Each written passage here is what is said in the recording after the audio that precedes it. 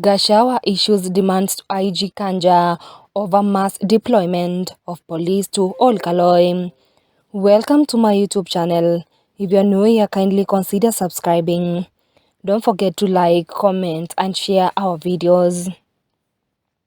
Democracy for the Citizens Party DCP leader Rigathi Gachagua has written a strongly worded letter to Inspector General of Police Douglas Kanja, raising concern over the deployment of more than 2,000 police officers to all Kalou ahead of the Thursday's parliamentary by-election and demanding that all officers deployed operate in uniform.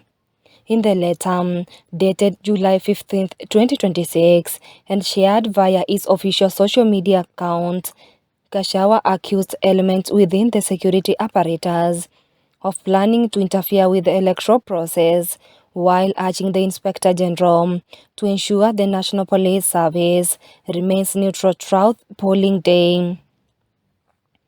The former deputy president urged that while police have a constitutional duty to maintain law and order, the deployment in all Kalou was unprecedented and risked undermining public confidence in the election.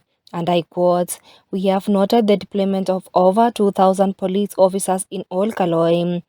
This is unprecedented in the history of elections in our country," Gachagua wrote. Among his key demands, Gachagua said every officer deployed to the constituency should be easily identifiable. And I quote, "The 2,000 police officers deployed must be uniformed. They must display their service numbers. They must not be hooded. And they must use clearly marked police vehicles," he stated. He further urged the Inspector General to withdraw all plainclothes officers from the constituency, urging that their presence could create fear among voters and political agents. And I quote, "For a start, you may, if you have the guts, under the immediate withdrawal of all non-uniformed police officers deployed in all Kalou," he said. The DCP leader claimed that previous campaign incidents involving his party had not been adequately investigated, claiming that DCP supporters and officials had been attacked during the campaign period. He cited several incidents, including a reported assault on party officials at a hotel in Old Kalou, claims that campaign teams were paper sprayed by individuals he described as plainclothes officers, damage to a campaign vehicle, and an attack targeting East African Legislative Assembly EALA MP Kanini Kegam.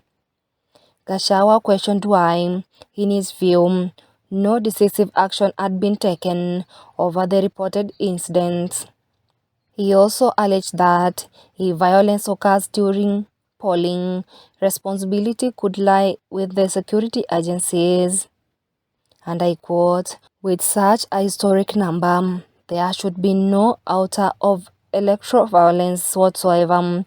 With 2,000 police officers, there should be no violence unless it is caused by the officers themselves," he wrote.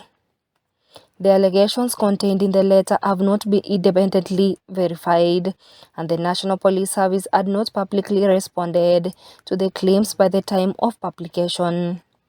In his letter, Gachagua demanded the Inspector General of provisions contained in the Election Offences Act regarding the use of security agencies during elections.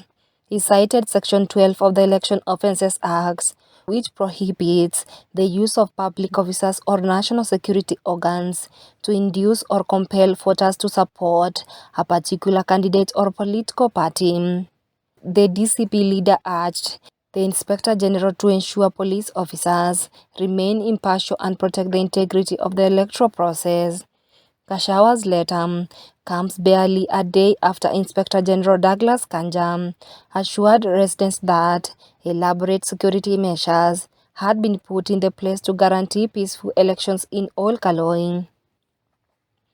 The National Police Service announced the deployment of additional security personnel to safeguard voters, election officials, candidates, and election materials before, during, and after polling. While Gachagua claims a deployment of 2,000 officers, the police have confirmed a deployment of 1,000 officers to safeguard the vote. Police also warned against acts of violence, voter intimidation, destruction of election materials, and other offenses, stating that anyone found breaking the law could face legal action. The All Kalou by-election has attracted intense national tension after the Independent Electoral and Boundaries Commission (IEBC) warned that escalating electoral offences could jeopardize the credibility of the exercise. IEBC chairperson Erastus Ethekon recently cited reports of voter bribery, violence, intimidation, destruction of property, and campaigns conducted outside legally permitted hours, warning that the commission could postpone or cancel the election if the violations persisted. The Kenya National Commission of Human Rights (KNCHR) also condemned what it described as escalating political violence and electoral malpractice, saying it had deployed election monitors to observe pre-election environment, polling day, and the immediate aftermath. Civil society organizations including Amnesty International Kenya have similarly called for strict enforcement of electoral laws and accountability for anyone involved in violence or voter bribery.